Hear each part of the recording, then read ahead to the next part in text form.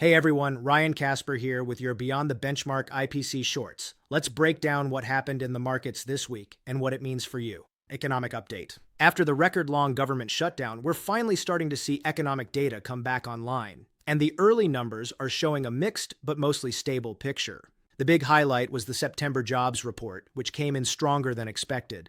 Payrolls grew by about 120,000, led by healthcare, leisure and hospitality, and government hiring.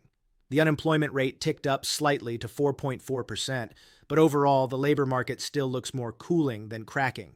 We also saw existing home sales tick higher, and both the manufacturing and services PMIs stayed in expansion territory. That tells us the U.S. economy is still moving in the right direction, even if momentum has slowed a bit. The soft spot? Consumer sentiment. The University of Michigan survey fell again, and consumers remain frustrated with high prices, even as inflation expectations have been easing in the market. That disconnect is something we're watching closely. The Fed and the shutdown ripple effects. This shutdown really did a number on economic data. In fact, the BLS announced they won't be releasing an October jobs report at all. Instead, they're rolling October and November together into one release on December 16th, after the Fed's December meeting. That means the Fed will be making their next rate decision without fresh labor data.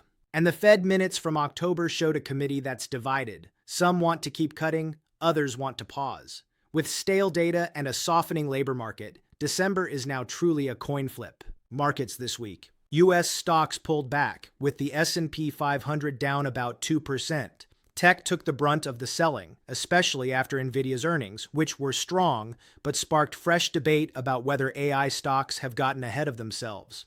We'll come back to that. Defensive sectors like healthcare and staples held up the best. International stocks lagged even more, largely due to a stronger U.S. dollar. On the positive side, bonds rallied as Treasury yields fell across the curve. The 10-year slipped down to about 4.06%, adding some nice support to core fixed income. And commodities, especially energy, moved lower as oil dropped about 4%.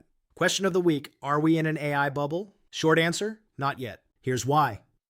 Valuations for AI leaders are elevated, but nowhere near the extremes of the dot-com era. Earnings and free cash flow are much stronger today than in past bubbles.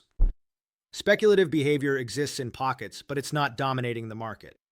And, importantly, we're not seeing the massive leverage buildup that usually precedes a true bubble burst. We're in a powerful tech cycle, and some stocks have gotten ahead of themselves, but the fundamentals behind AI remain strong. A healthy pullback like this is normal. Bottom line.